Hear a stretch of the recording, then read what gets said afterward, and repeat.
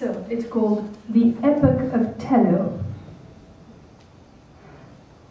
May 20th, 1927, into the 12th hour of his historic flight, as recorded in his memoir, The Spirit of Saint Louis, Lindbergh looked out of the cockpit of his monoplane and saw the little French islands of Saint-Pierre and Miquelon.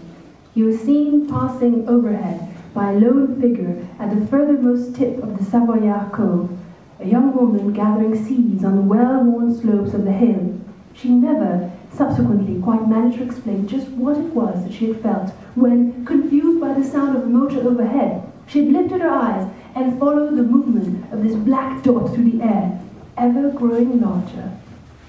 It took people a good while to understand that, ignorant as she was of the progress of aviation and somewhat simple of mind, she had interpreted this scene in her own fashion and had described to the airplane the form of the only motorized vehicle with which she was familiar.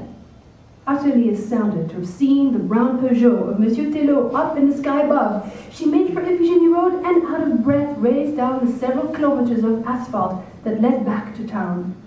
In front of the cemetery, she felt faint.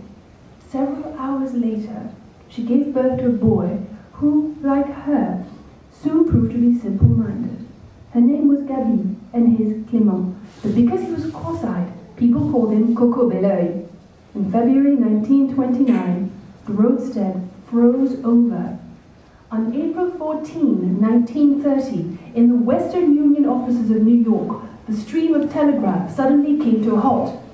One of the cables that conveyed the messages between the old and new world had snapped, dispatched to the waters off Newfoundland, where it was presumed the break had occurred. The SS Great Eastern II attempted for months to carry out the repair of the ocean floor without success. The company, which was already feeling the effects of the depression, let many of its operators go. Louise and Sophie were among the first to be fired. Upon their return to the island, they managed to find positions as cook and chambermaid at the residence of the governor de Cournette, whom they served with assiduity for a number of years.